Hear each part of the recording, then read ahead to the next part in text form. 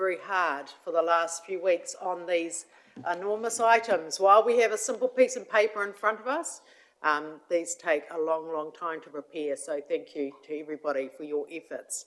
I'd like to start this afternoon's meeting with a karakia, and I welcome Charles Ropatini to take us through the karakia. Tēnā rā tātou katoa. Nei rā te mihi ki te ao, tūroa e whiti ana. Ko te marama taka marama mātoru o te tau kahungunu o te tau Māori, ngai here turi kōka, whakaahu, hine puaraurangi, Māori ora ki te rangi, oike, Māori ora ki te whenua, o here turi kōka. Te ramarama mai rā whakaahu ki runga o kahura anake e tūana ki te rangi kahura anake ki te whenua. E te atua whakawhitia mai tō marama ki runga I te huarahi I mua I a tātou. Lord, shine your light on the path in front of this meeting. Give people the courage to make the decisions that they need to make today, to know the difference between good and bad, and to always choose the right. Whaia te tika, e te atua kaharawa, whakakahangia tō wairua tapu ki runga ki tēnei huinga, ki te ingoa o te matua, me te tamaiti, me te wairua tapu, āmene.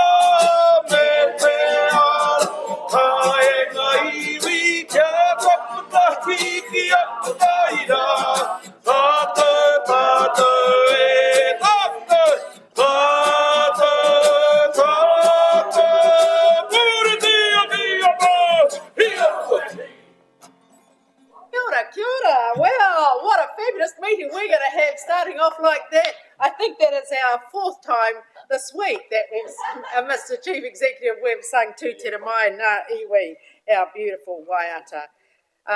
Can I just acknowledge please that we have apologies for a tangi this afternoon from Councillor Harvey and also leave of absence from Councillor Jessup.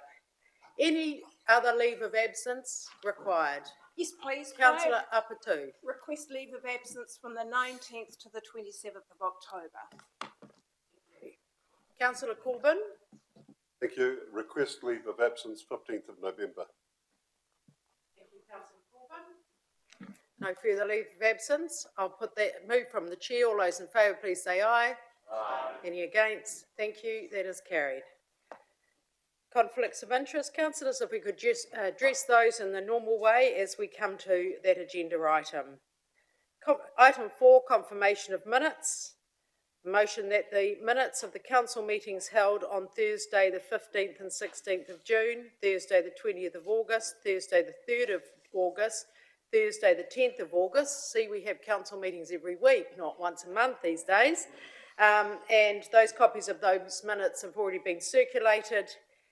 Do I have a mover, please? Thank you, Councillor Watkins. Thank you, seconded Councillor Nepi. All those in favour, please say aye. Aye. Any against? Thank you, carried. Item 5, and this is my monthly report, what is happening around our community, where the Mayor has been, joined by our councillors on many occasions, and I now would like to present my report. Tēnā koutou katoa, no mai haere mai, aroha mai rangatira mā. Tihei mauri ora. Good afternoon and welcome to our September Council meeting. And the past month has been, again, typically very busy, and with a number of events and activities in Hastings and also around the North Island.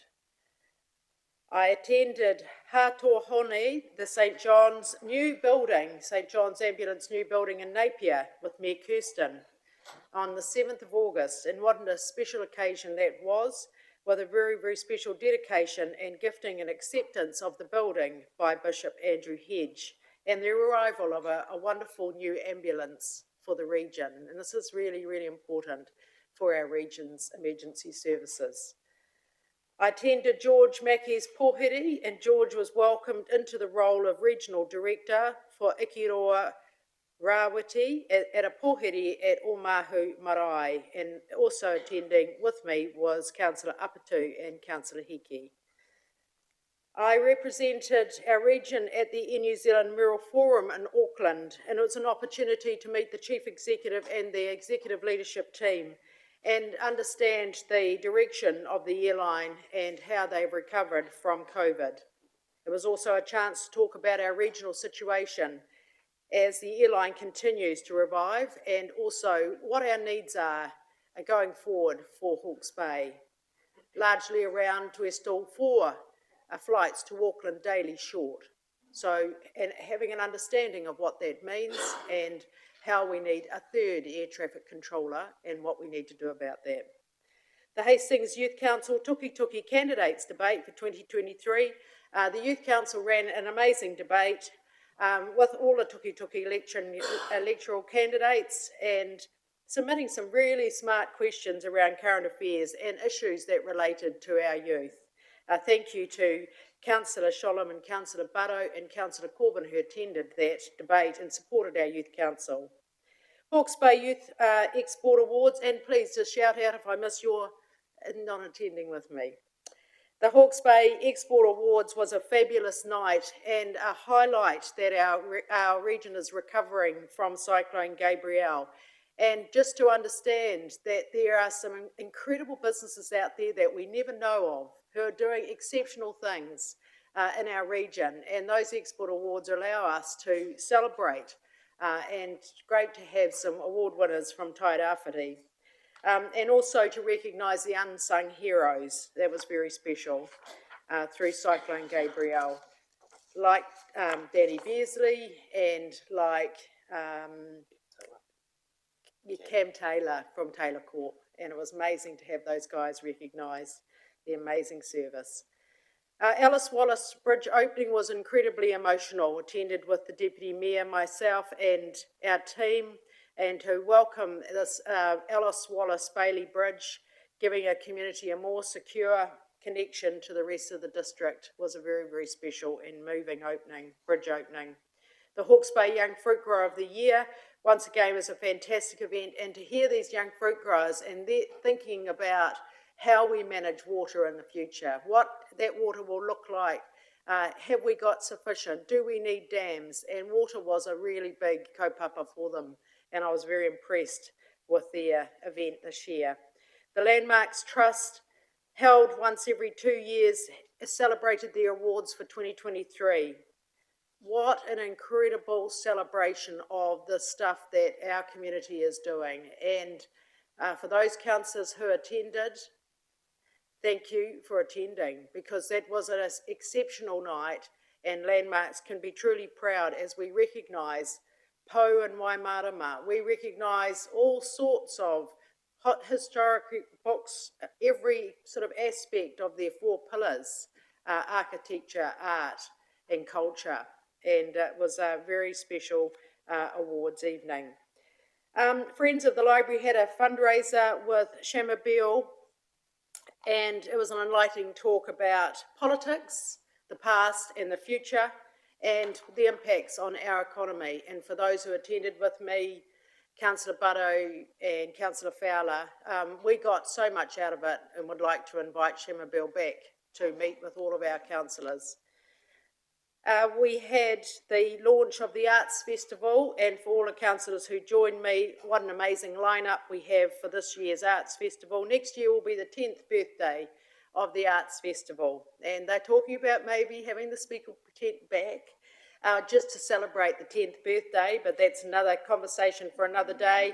But what's really special is that the ticket prices will be halved, and so it's going to be accessible for all of our community to attend this year's Arts Festival. Honouring Hawke's Bay businesses, that was a great event being held at the Napier Conference Centre, and we heard from some inspiring business owners and community leaders through how they managed through Cyclone Gabrielle. EIT, Te Pukenga graduation.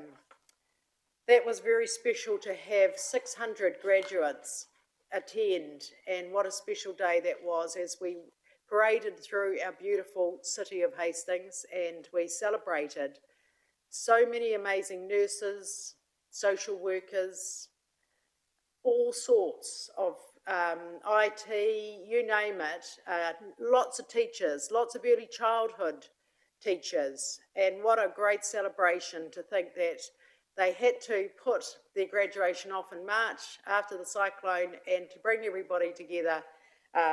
It brought tears to my eyes, but you know that happens quite often these days anyway. But that was a very special occasion. The Rodney Green Foundation Indoor Centre opening, I was absolutely inspired to see, and I acknowledge past Mayor Lawrence Yule, because to see what's happened at the regional sports park, and who would have thought, now we've got just about every sports code, and that was the opening of an incredible Giants Boxing Academy and an incredible indoor cricket club facility.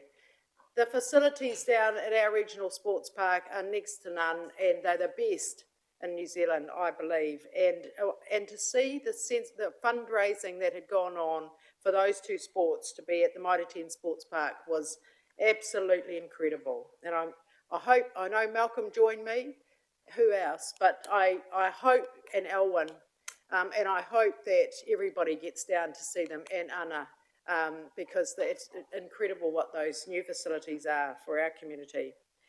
The New Zealand Sotheby's International Hawke's Bay Marathon this year, 4,000 attendees, 70% from out of the area. So welcoming our tourists back was a fabulous occasion, and always proud to stand at the finish line this year with the Lindisfarne boys fundraising for their overseas trip next year, handing out all the medals. And most proud was when our water team came through, and I didn't even know they were entering in the marathon, but here they came through, Steve Cave and Craig and all the boys, and how amazing that was to be able to give them a medal. And running a marathon, amongst everything else they're doing in the three water space at the moment, I thought was a pretty exceptional effort myself. We had Henardi's 70th birthday that Anne attended and Elwyn attended with me, and what a special event celebrating his 70 years. And it was a surprise, and Damon also attended, and that was just the loveliest celebration of our Hastings ambassador. I also presented a gold star at the Havelock North Fire Brigade to Craig Field, and Craig has done 25 years service at the Havelock North Fire Brigade, and an incredible effort. And those guys, they're on call, their pager goes off 24/7, and they're just there for us. And sometimes we forget, that these are volunteer people, and they are doing so much hard mahi in our community. The Civic Honours Awards this year, once again, was a fabulous occasion. There will be no apologies next year. Everyone will be there. That is highlighting our amazing civic leaders who have attended and have worked so hard over many, many, many years. And one of the biggest honours was that we acknowledged the Surf Life Saving Search and Rescue crew. And they rescued hundreds of people in the cyclone. They had an amazing haka from Kahurangi, and what an incredible, exceptional night that Civic Honours Awards was, and one of the highlights of our year. The site blessing for the Hawke's Bay Museum Research Archives. Thank you for those who got up early. Councillor Dixon and Councillor Buddo, Councillor Renata, Nepi, and anybody else I missed? And Councillor Fowler. Thank you for getting up so early in the morning to attend that beautiful blessing. And as you will watch this journey, and this is what the highlight of being a councillor is, it took 5 years to start that journey of how we would work with Napier and build archives for our collection, our special tonga. And at 5 years on, we turned the sod and we there to do the blessing. So that was a very special morning. And now we watch this incredible building being built. So thank you everybody for attending. On Saturday, Councillor Sholem and Councillor Dixon joined me to open the BMX pump track opening. $440,000 was raised by a small club, the BMX club, in our Remains Park. Now we set aside that space for, could have been housing, no, recreational space in Havelock North, and now this amazing pump track for wheels, skateboards, scooters, and BMX bikes. And the kids out there just had a blast, and it was a wonderful, wonderful opening. And to think that they could raise all that money themselves, and all we did was put in $30,000 towards the landscaping. And, you know, this is about localism and enabling communities to stand up and do stuff. Our citizenship this week was on steroids and marinating, and it was all sorts of things. And our Hastings ambassador was on fire, and we had representatives, 30 representatives from 9 countries from around the world. And the one special person who was Wendy's teacher, has been in our district for 50 years, and it was a very important occasion for him, of German birth, an Australian citizen, wanting to be a New Zealand citizen. So once again, some very, very moving nights that bring us so much joy in our job. That completes my presentation. I'm happy to move from the chair. Do I have a seconder, please? Thank you, Councillor Redstone. All those in favour, please say aye. Aye. Any against? Thank you, that's carried. Right, now we move on to item 6, and this is the Hastings District Council Building Consent Approach post-Cyclone Gabrielle, and I welcome John O'Shaughnessy, Jim Palmer and Nathan Spear, who have helped us through this process. Welcome, team. Through you, Your Worship, good afternoon, councillors. Just by way of some opening comments, if I can. Finding a way through post-Cyclone Gabrielle, the council as a building consent authority is an agent of the law through the Building Act, and at its heart is ensuring that dwellings are safe from natural hazards, have structural integrity and durability. And there is a lot of uncertainty now post the cyclone in areas that were inundated, and so we know that we've got to find a way to help our community, individual homeowners, commercial businesses, orchards get on with being able to consent, but in a way that also is lawful. So I just want to commend John O'Shaughnessy as our building manager, with some great assistance from Nathan Spear and Jim Palmer. We've taken an approach working with our colleagues in Hawke's Bay, Central Hawke's Bay, and Napier City Council to develop guidelines. We've done this with the regulator, with MB, and created a set of guidelines that are basically designed to find a risk-based approach where we're operating within the law, fundamentally doing our job, but that is enabling individuals and businesses to be able to get on and rebuild. So with those opening comments, I'll take the report as read. Whether there's anything John, Nathan or Jim you want to add at this stage. I'd just like to recognise Sam, Tony and the rest of the building team as well. So thank you. Thanks, team. Welcome to the team. So, start with Councillor Hickey. Kia ora, just for the chair. First, I'd just like to recognise that the amount of work and effort that's gone into this document and the recommendations, and appreciate all the workshops and the time spent to work through, especially us as first term councillors, and I just want to acknowledge you for the hard work and the long road ahead, and happy to remove the recommendations as set out. Kia ora. Kia ora. I have a seconder, councillors. Thank you, councillor Nepi. Councillor Corbyn. Thank you, Your Worship. For clarity, I wonder whether there should be guidance on residential building consent applications. When I first saw this, I thought it was going to be for all buildings, but it's not until you get into the document you realise that it's only residential. Pardon me. And my second question is, Do we need a point of clarification on that? John? Yes, I think that's a good suggestion because we are working away on the commercial aspect, but we will also get commercial consents. You know, there are some in the process already, so that's a good clarification. Happy to do that. and my second question is, I note that timelines will be extended, but we don't have an indication of how long. I've had some comment from the public with concern about that, particularly with the independent panel being involved. So my question is the panel in place? Is it readily available? Or does it have to be assembled on an ad hoc basis? Thank you, councillor. We have already contacted individuals who may be able to join us on the panel. The extension of the timelines will be in areas where there's uncertainty. So in some of the two areas, we're still also waiting on further information from HBRC if there's community facilities that are going to help. So it won't just be from the panel perspective, it'll be actually getting the information to assess whether or not we can assure consent or not. Okay. Can I add to that?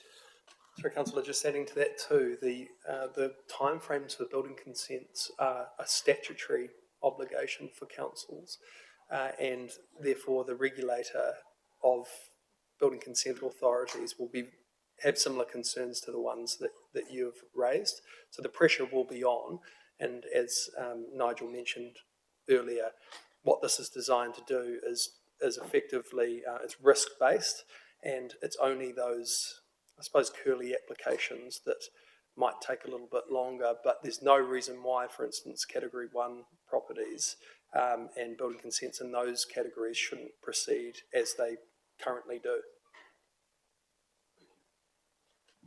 So that can reassure some of our horticultural industry and people wanting to put up implement sheds and pack houses and things like that. Are we understanding that correctly, Mr. Spears? I think it's just important to note that this applies obviously to residential buildings only at this point, but we've heard the comments both in the workshop and today that this needs to go wider and that has to be a priority, and so that's been taken on board by this team, and that's our next objective. Okay. Have we got any time frames around when we're likely to get that work underway? That is underway already. So, because we've been trying to work through examples of how we treat them. So there will be a building forum, Mr. O'Shaughnessy, coming up soon, so we can talk to our planning and design community.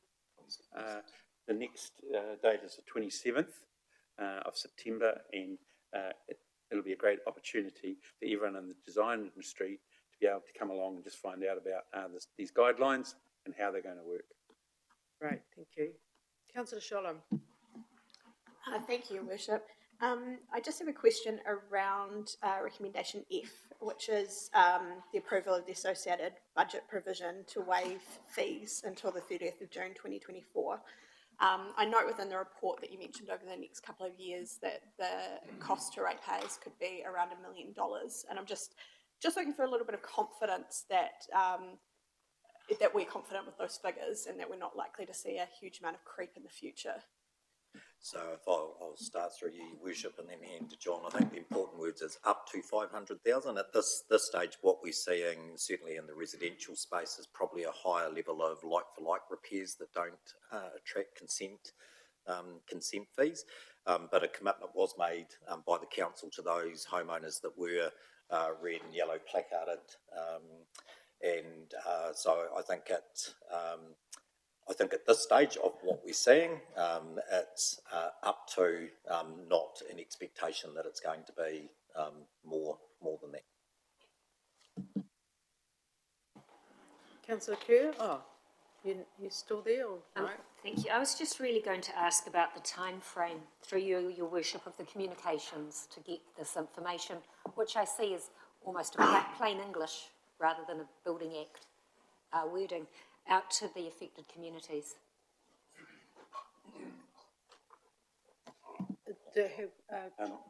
John or Naomi? Yes, we've actually got our comms marketing staff here, and they've been preparing that, and so I'll come back to you with the timing.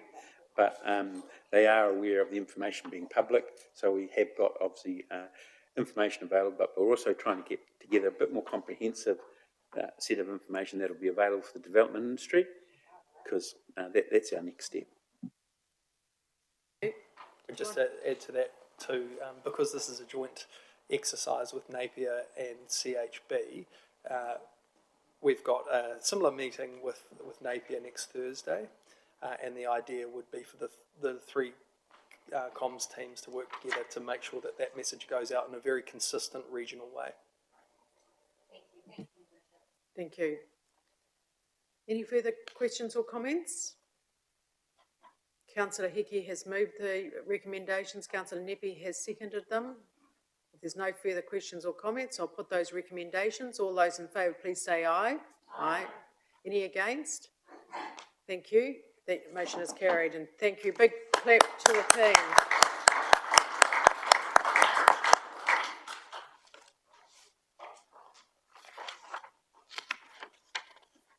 Item 7, very warm welcome to Naomi and Hamish Saxton, who is the Chief Executive of Tourism Hawke's Bay Tourism. Great to have you here, Hamish. And Naomi, you may like to introduce Hamish with an update.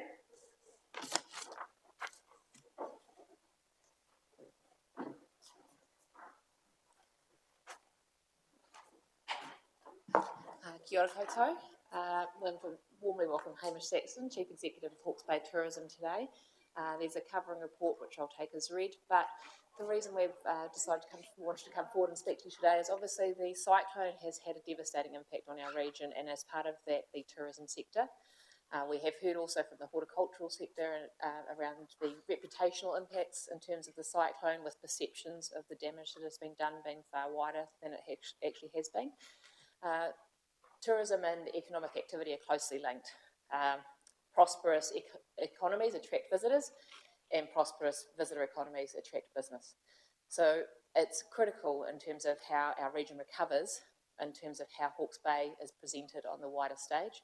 The relationship we have in terms of how we work with Hawke's Bay Tourism at Hastings District Council is we see Hawke's Bay Tourism as promoting the region, and then our job there being to support them underneath with quality opportunities within Hastings District to support our visitor economy. So I thought it would be good for Hamish to come along today and give you an update on how his team have worked to support the region since the cyclone and their plans going forward.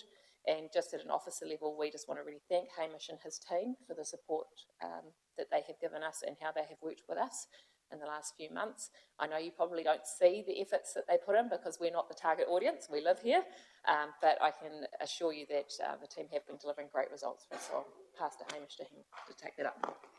Thanks, Naomi. Welcome, Hamish. For new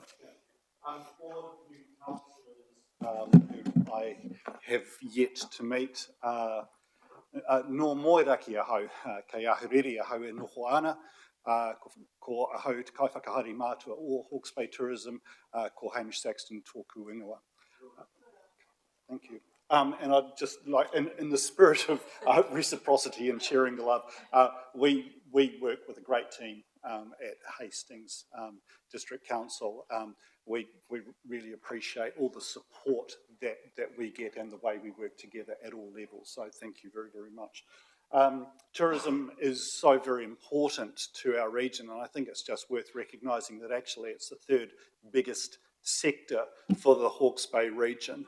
And I'm sure that is surprising to some, but with an excess of 600 million in direct spend and an excess of 600 million in flow-on spend into our region, it's really, really very important. Also, it employs 1 in 10.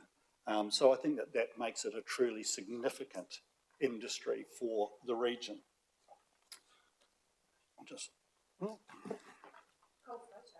Isn't that a lovely photo? That's part of obviously a star of our recovery as well. That one? Perhaps I'll try that. Try that. I might be pressing the wrong buttons.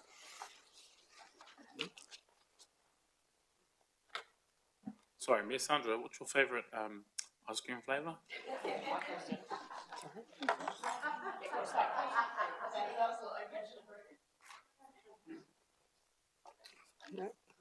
I will move on and just say, look, it has been very much a year of two halves, unfortunately.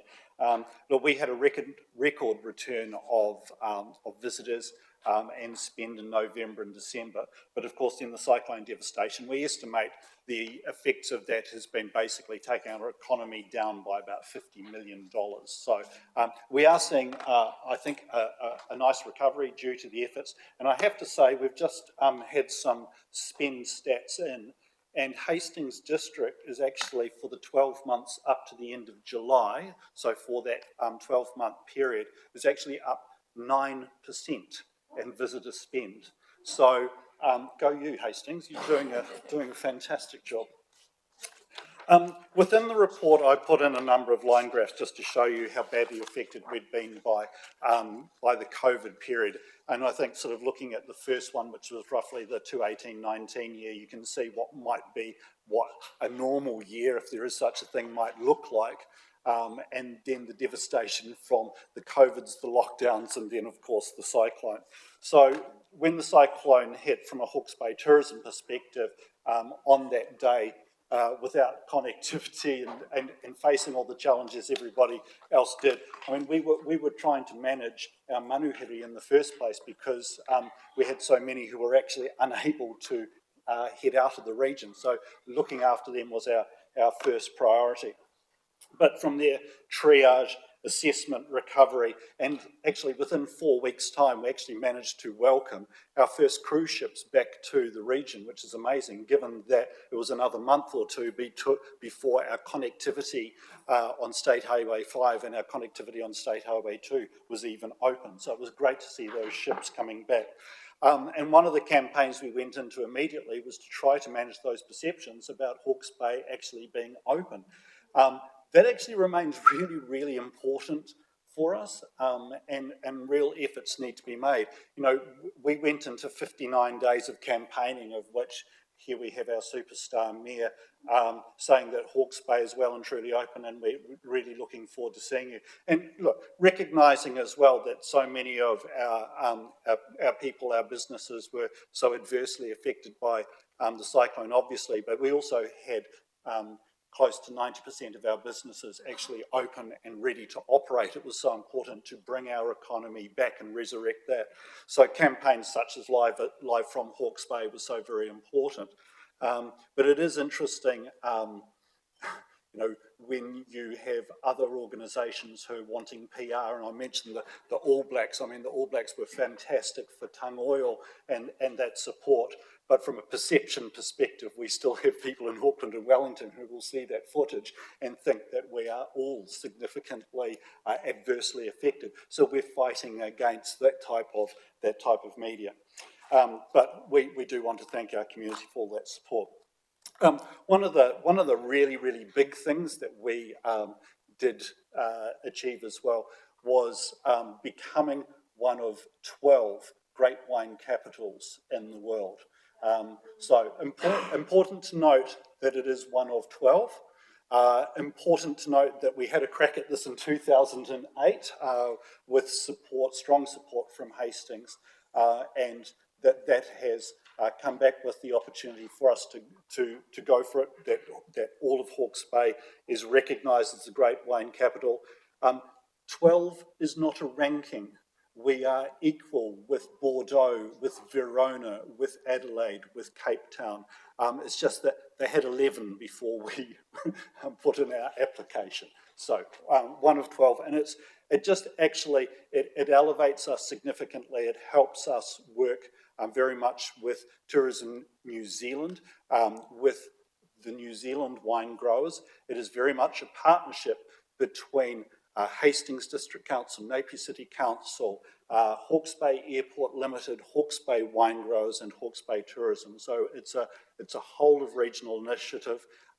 We've having a go at it in the first instance for 3 years, and long may it continue. And we're very, very grateful also to have on our steering committee, from a political perspective, Councillor Alvin Corbyn as well, helping us guide and navigate that. And so we were also able to celebrate that. We were hoping to make the announcement in in March this year. Cyclone put paid to that, but we were able to leverage that news and do a wonderful celebration and announcement in May in the first instance, and we actually garnered from that more than $1.6 million worth of equivalent advertising value, which again was just another way to activate Hawke's Bay in the hearts and minds of New Zealanders and actually overseas, to show our recovery and our resilience. We've had numerous media from Mills, and I know that you councillors will have also recognised the efforts being made to see Hastings as well. Every time you fly, you'll be looking for wonderful features, and they have been there in the Kia Ora magazine with Air New Zealand and others. So we've been really proud of the support and the activities there.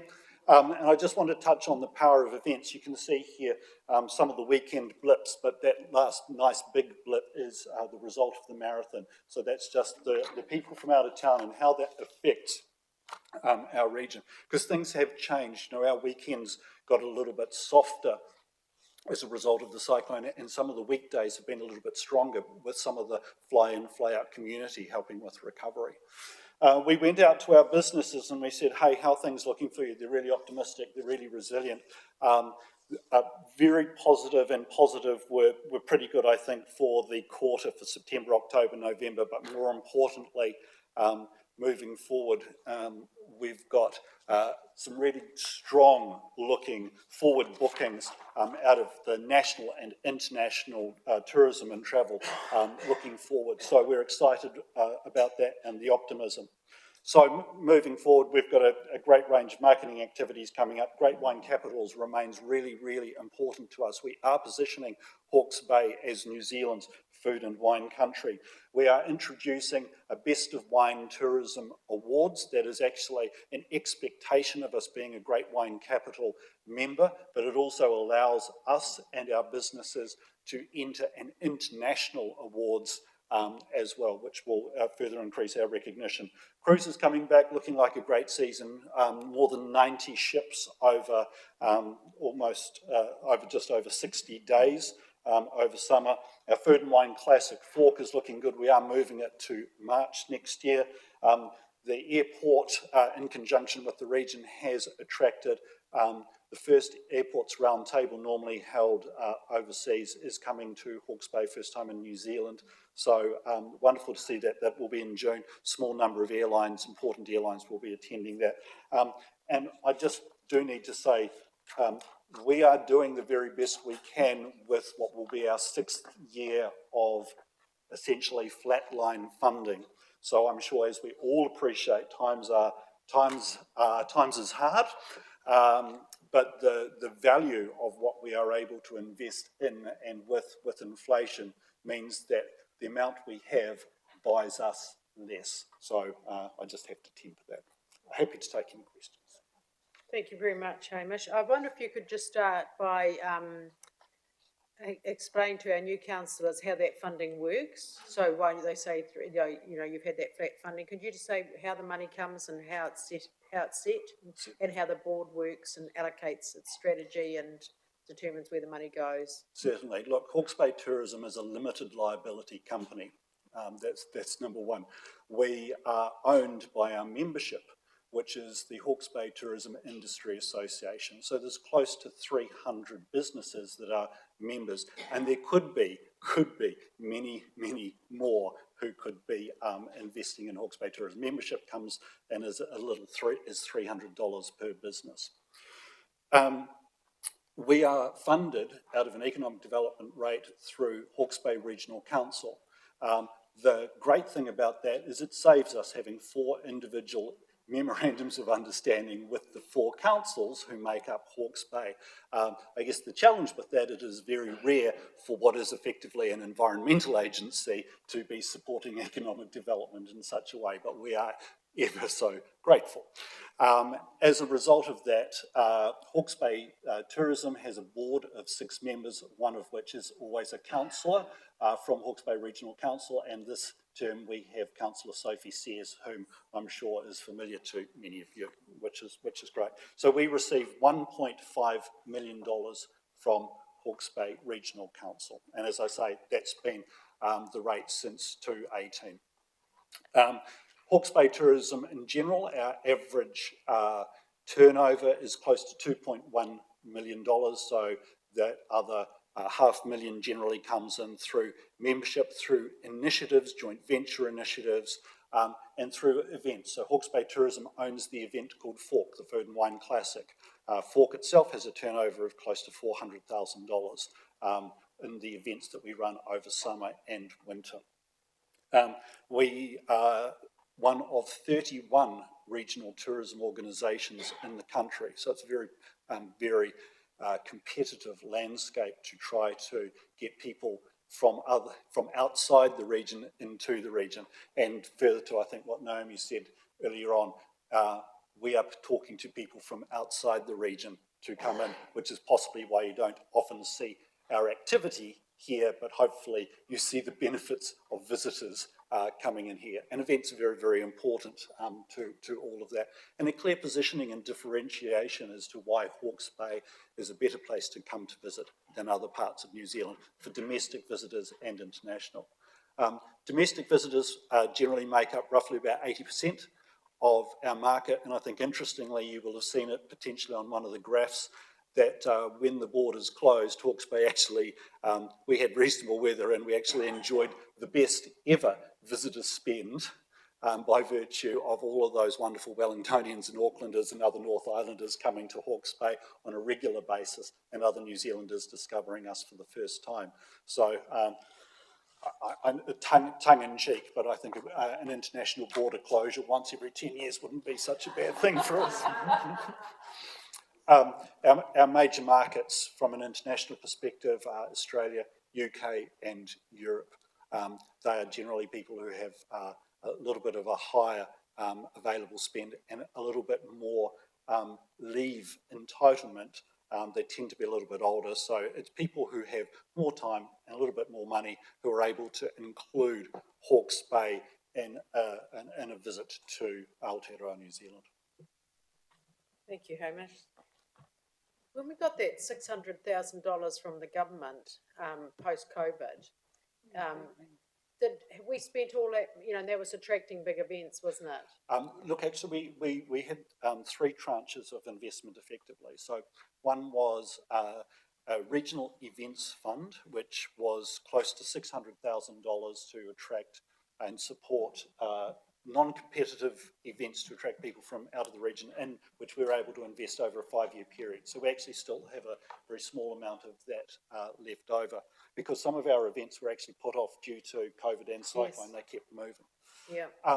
In the first year, we actually received an additional $750,000 from central government as part of what they called a strategic asset protection program.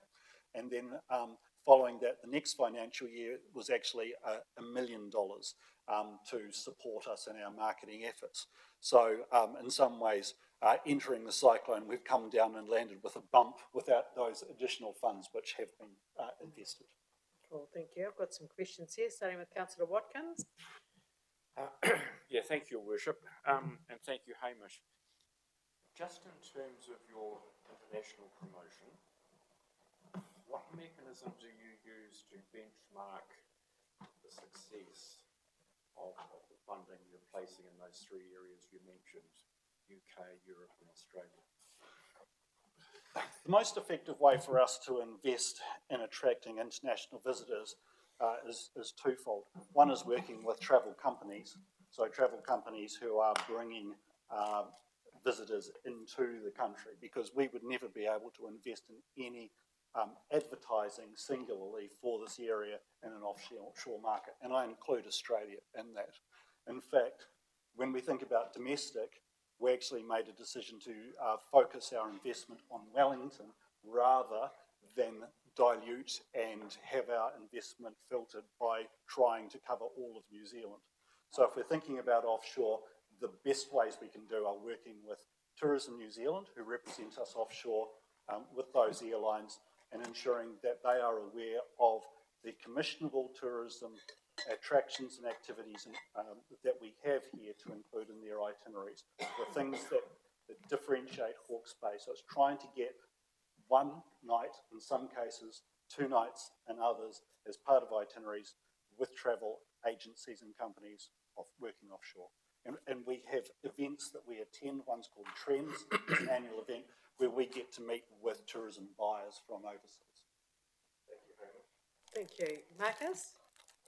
Thank you, and thank you for a great presentation. It's great to hear from you as a new councillor. It hasn't been something we've had visibility on until now. And also congratulations on managing to spin out the Great Wine Capitals into basically doubling your budget for the year. So that must have been great success. My question is around, have you done any work to understand what the return on investment is for your funding, or what the value added is from it? Yeah, I'll go back to that earlier point. If you consider that the investment is roughly 1.5 from regional council, and whilst we can't say that through all of our efforts the return is that spend of over 600 million, which I think is probably a pretty good return on investment. If we weren't in the market, we certainly wouldn't see that spend, given how competitive it is. And again, just from one single person in our office creating the equivalent advertising value of close to, I think in total, about $5 million of what we wouldn't have to spend through our efforts, I think even that as a 5-to-1 isn't actually too bad. But yeah, great question. It is really hard also with a time lag, particularly when we're working with travel companies, to get an immediate return. Some of it's also about relationships.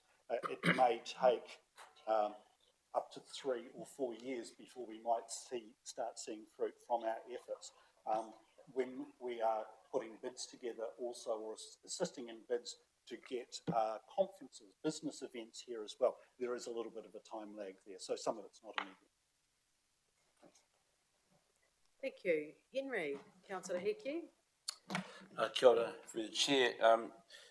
Great conversation, and love tourism, and it's exciting that we're not the 14th one that's noted in the paper, but actually the 12th one of the great wine capitals. And I'm interested in seeing what strategy that we have in place, around attracting, with all these trips overseas, around our Indigenous culture and building relationships with Māori and Māori business operators and owners.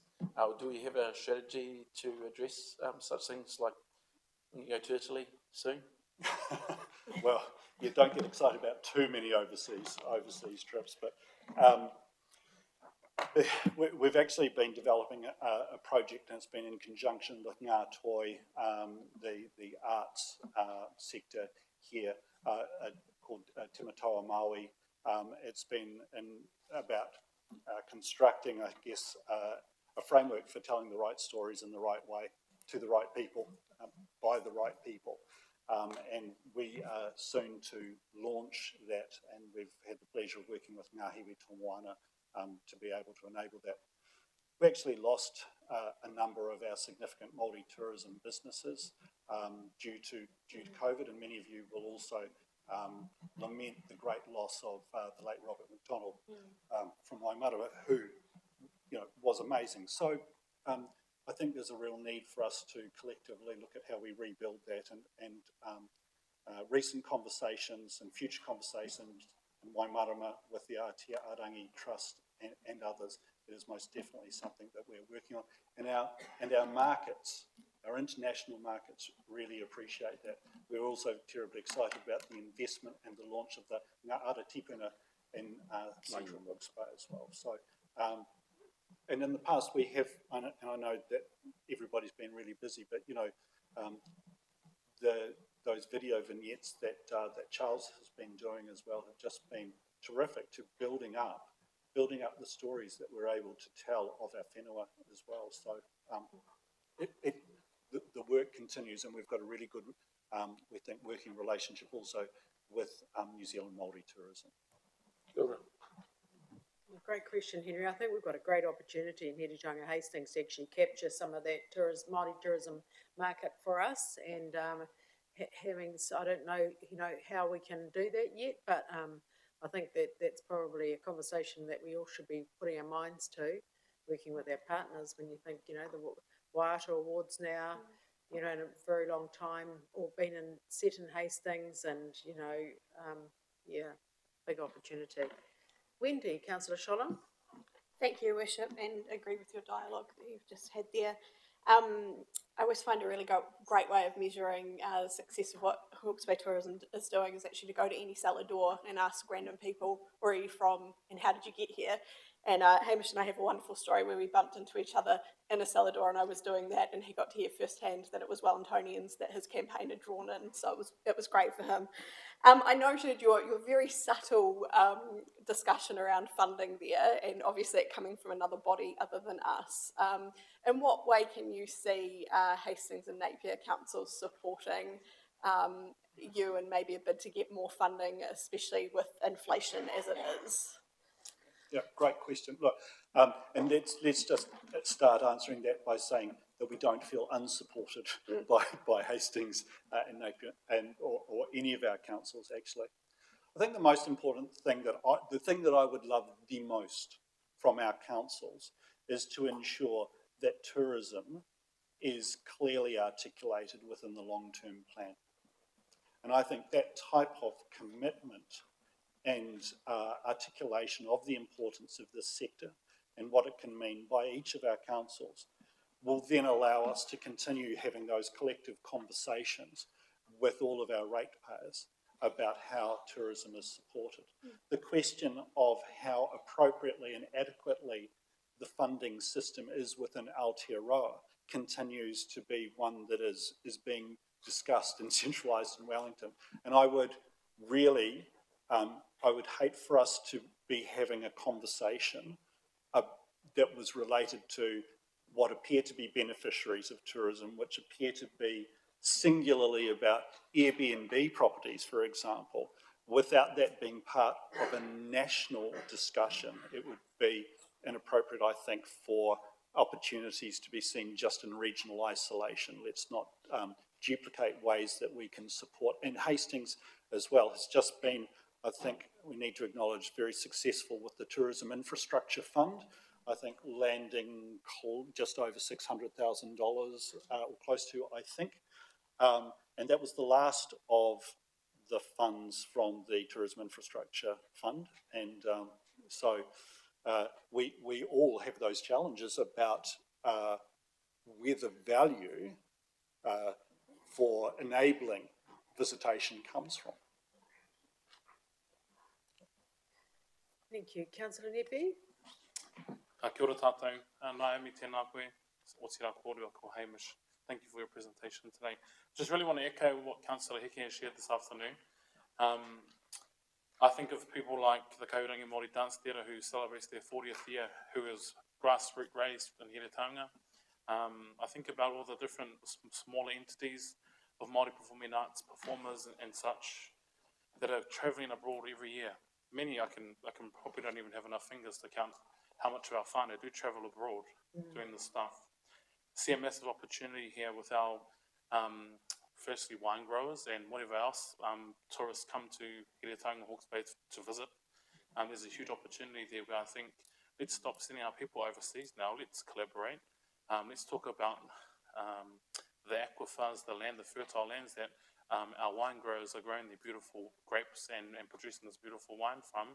Let's collaborate and potentially tap into something that could be very successful and that all people of Hawke's Bay could potentially benefit from. So I just really want to echo that, and I would like to be a part of that, those kōrero. Kia ora. Ngā mihi, Ren. And I think that cultural product that we've got sitting here, just waiting to be, you know, taken and shown and delivered, I think we've got a massive opportunity. And so I think, yep, I'll encourage you to lead that. Sorry, if I may, I reflect on my time with the Kaurangi Māori Dance Theatre 10, 11, 12 odd years ago. I travelled abroad and visited places like Northern America, Dubai, Australia, the Pacific Islands. And the first thing that they always would ask us about is, what Indigenous people do you have in your country? And we went in our Indigenous attire. We just look like everyday New Zealanders. So I can just imagine the demand if we were to advertise this internationally. I have no doubt there'll be our tourists will be interested in that stuff. So, yeah, very excited. Great. I think our cruise ship visitors would be very keen too, wouldn't they, Hamish? Awesome, thank you. Councillor Redstone? Kia ora, thank you, Chair. Thank you for your report, Hamish. I think tourism is one of the easiest ways to increase our economy that we have, and thrilled that things are starting to pick up again. I was worried about dropping to 14th on paragraph 1.10. I'll take that. But thank you for clarifying it's 12th. We're way up there, and I'd love to move the recommendations. Councillor Redstone, have a seconder. Thank you, Councillor Hickey. Just a further question from me. I wouldn't be doing my job if I wasn't saying this, and Hamish will laugh because, you know, this has come up at this forum before. But our council now has invested significantly. You know, we had a few hold-up years with Splash Planet with not enough staff, improving assets, and this year we're going to be off to a hiss and a roar, and you know, rocking and rolling down at Splash. And so just wondering how you can support us with getting the story out about Splash and being the place to come and visit and enjoy. Yep, thanks for that. Thank you for that question, because Splash Planet is a really important part of our summer offerings. If you consider that one of the reasons I moved here, that our summer offerings are supposed to be our long, hot days, then calling off in premium aquatic entertainment is exactly what we need. I also happen to know that over that summer period, for motels and hotels for accommodation throughout Hawke's Bay, that Splash Planet's a really important part of a whānau holiday in our region throughout. So it's going to be an important part of how we promote summer. I do want to, though, as well say that we don't put as much investment into promoting summer as some of our other regions, because generally we tend to be a popular summer destination. So I just need to, it's not tempering you, Your Worship, but just managing those expectations. Yeah, we are such a great place, but this year is different in that we need to rejuvenate our renaissance as much as possible, and we need to get onto that quickly. I should also say that we did put, you probably saw it in the report, we did put in April a request to MBIE to support us with additional funding to assist us with our recovery. Whilst we didn't receive those funds that we asked for, there has not been any dust gathering on that request, and we have had specific and ongoing support from those, and include CO Nigel in that in particular, for those who've been championing Hawke's Bay's recovery. So I know that that request continues to be championed and supported, so thank you. Well, thank you. I'm pleased to hear that. We'll continue with that. Thank you very much. A wonderful report, Hamish, and also great to hear about, you know, the exciting stuff ahead for us for the next few months, and our first ever cider festival in Heritonga Hastings. I heard from the Deputy Mayor today. You got the tickets, Deputy Mayor, have you? You ready to go? No, I can just advise that it's been held in Nelson for the last 5 years and it's now going to be held in Tulmona Showgrounds. Wonderful. What date is it? We'll be there. I'll have to confirm. Naomi, have you got that date? I will. Not on her hands, will. no, but we'll be there, the cider festival. How fabulous will that be? Brilliant. Give me a moment. Awesome. Well, thank you very much, Hamish. We're very excited about our summer and our future ahead with all the amazing team at Hawke's Bay Tourism. Thank you for your awesome mahi. Kia ora. Thank you. And team, it's the 4th of November.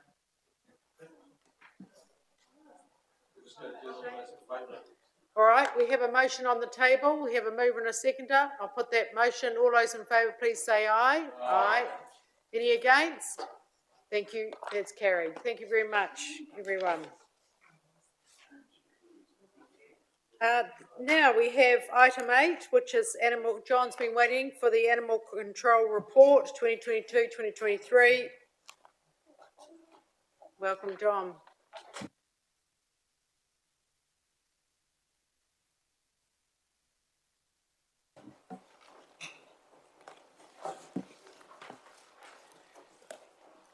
Good afternoon. The Animal Control Statistics Report, Annual Statistics Report.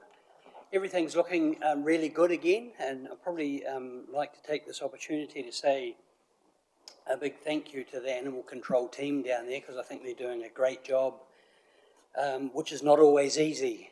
And they seem to remain positive, and you know they've got that really good sort of strategic mix, I guess, of being educators and negotiators before they're regulators, and I think that's working really well. Happy to take any questions. Thank you. Councillor Shodham? Thank you, Worship. Would also like to acknowledge the hard work of you and your team, and in particular the success metric that we see here in terms of a reduction in those attacks within the Hastings district, despite what may be a national trend upward. So please do pass on our thanks and congratulations to the team, and very happy to move. Thank you very much, Councillor Sean. Do I have a second to councillors? Councillor Butto, thank you. Any further questions on John's report? Any further comments? Councillor Nixon? Yeah, thanks. John, I noticed there's been a slight increase in fouling. From what I see out on the road, the reporting factor must be quite small. What do we actually do? I mean, how do we find out? Can we do anything about it? Do we do anything about it? Yeah, generally that's quite a tricky one, because the complainant gives us general information and not specific to a particular person, because they can't identify who they are. But what we generally do is we concentrate our efforts in the areas where we get the feedback from. And it's very low. It seems to have increased just recently, actually, like getting 2 or 3 complaints a month, whereas before we were getting like 1 in 6 months. But there is a category in our system that is labelled as other, and I wonder if some of them are lost in there. Does that include, the figures include the pathways, or is that part of regional? Yeah, I'm thinking the river pathway, because I do see a bit of sort of undesirable out there. Yeah. People don't particularly care where the boundaries are. They make the complaints to us if it involves dogs, so, yeah. Councillor Hickey? Kia ora, through your mayor. Just in regards to being in Flaxmere, we see a lot of dogs roaming the streets, and I get questioned all the time about what are we doing and things like that. I note though that in the report there's no breakdown based on suburbs or where we're having any aggressions or any attacks like that. I wonder if I'd find it very interesting as a councillor if I could see the data that shows by suburb where some issues and concerns are, just so that we kind of weren't thinking that I wasn't always thinking it was just in Flaxmere. Is that something that we could achieve? Because I note, and I could be wrong, that we only report once a year. Yes. So we wouldn't have much time to respond to any kind of matters. Is that possible? That's something we could get for you. This particular report is actually prescribed by the legislation, and it identifies what's required and to what level. And the other thing about it is it becomes public as well, so it goes on the website. But we could certainly do that breakdown and provide the information to you individually if you would like it. Yeah, I would like to recommend that. We'll if take that that's as an okay. action. Thank you, John. I just have a supplementary question Yes, as well. certainly. I also note that there is a dog holding facility or canine holding facility in Flaxmere. How is our facilities or our facilities that are in Hastings? Do we have appropriate facilities? Are they big enough? Are they safe enough? Are they,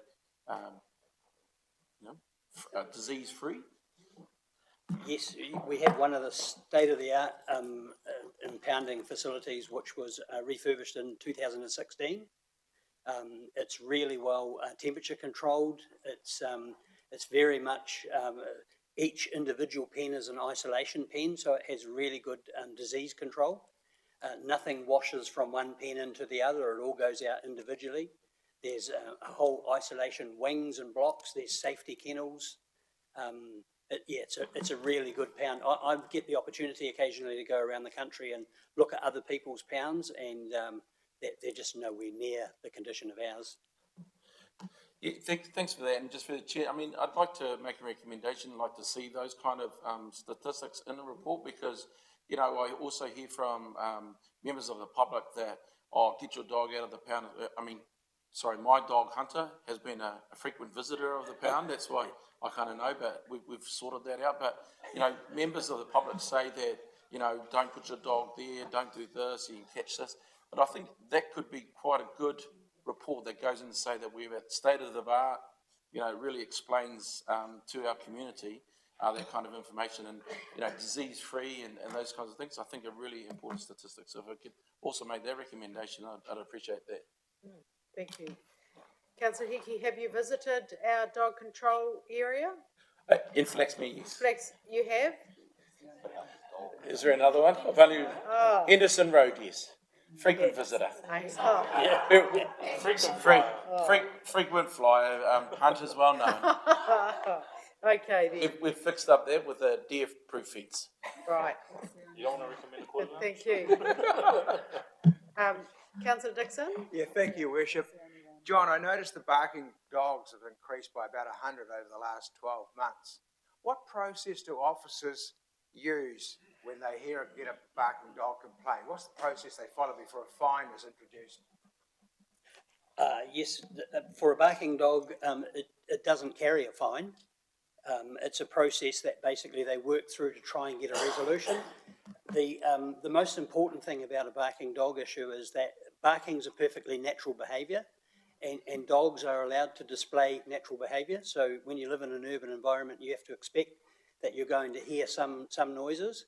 However, persistent and loud barking is not a natural behaviour, and there's generally an underlying situation that's causing that. So the officers have to go and do an evaluation to determine, is this just a normal barking dog, or is it being stimulated by something? And then they work with the owner to try and get a resolution to fix the problem. So it's not really a regulatory function, it's more very rare that it'll get to the point where the owner won't cooperate, and that leaves us with no option but to serve a notice on them to perhaps remove it. But we really avoid that at all costs. I mean, that's pretty drastic action. But if we can work with the owner and try and get a resolution to what that underlying problem is, solve that, and then you solve the excessive barking. Yeah, thank you for your explanation. I'll go back to that owner that was fined $200 and tell her it was a grain of salt she was trying to get across to me. There's other reasons behind it. More than happy to move the recommendations, Your Worship. Thank you, Councillor Nixon. Councillor Nixon, thank you. Councillor Redstone. Thank you, Your Worship. Thank you, John, for your report, and I was really pleased to be part of the group that pushed for that review, and very proud of the facilities. I can assure Councillor Hickey that they're great. I'm going to ask the same question I've asked you every year for 7 years now. How many dogs were euthanised, or is the number dropping compared with last year, for instance? Yeah, that number's staying fairly static, but one of the things that we're really quite firm on is that we don't want to home place dogs that are not suitable to go back out into the community. So it all depends on being able to get that that marry up between the dogs and the potential new owners, and make sure that that's a good compatible match. Yeah. Unfortunately, that has been, I don't know whether it's a result of people doing it a bit harder, but there seems to be less potential owners coming, and the SPCA are facing the same thing. We're still sitting at a very, very good level, but yeah, we won't home place anything that's not suitable for adoption, and we're fairly successful on everything else that's left over. That's understandable. I wonder sometimes if we could point people in the direction of people like the Dog Man who are really good at retraining dogs. So yeah, because there's some lovely dogs that have to go to the landfill, which is a bit sad. Thank you, councillor Redstone. So I have a mover and a seconder. Sorry, Wendy. I'll put the recommendation. All those in favour, please say aye. Aye. Any against? Thank you, that's carried. And John, you'd like to take us through your next item, which is the application for temporary alcohol ban? Yes. Item number 9. Sorry. This is the annual spring carnival for the Racing Association. So because it's not a fixed date each year, it's not included as a permanent in the bylaw, so it's required every year because of the date changes. But they do have a very good working relationship with the Racing Association and the police and the council staff, who all meet and discuss the maybe the potential issues that they might face and how they can resolve those in other ways. I think there was an issue probably about 3 years ago down the Royston end, where there were a lot of complaints about people urinating in a public place, and the Racing Association just installed some portaloos there to resolve the problem. But for the last couple of years, I believe they haven't been having too much of a problem in regards to this activity. Thank you. Councillor Dixon. Yeah, thank you. Very successful initiative. More than happy to move, Your Worship. Councillor Dixon. Councillor Kerr. Your Worship, I'm happy to second it, but wonder, is there a more permanent approach that could be taken through the bylaw? No. Sorry, no. The advice that we got when we redid the bylaw, I think in 2016, was that because it's not a set, it changes every year, it's more appropriate to do it annually. Thank you. Happy to move from the chair. Have a seconder, please. Councillor Redstone. Any further questions or comments? Oh, Malcolm, you've moved. Sorry, I'm a bit tired today. Oh, you've seconded it. The next item, Your Worship. Oh, good. Yes, certainly. Councillor Redstone second. Councillor Dixon moved. All those in favour, please say aye. Aye. Any against? Thank you. That's carried. Thank you very much, John. Thank you for your great papers today. Item 10, welcome to Louise. Appointment to Hiritonga Takoto North Standing Committee.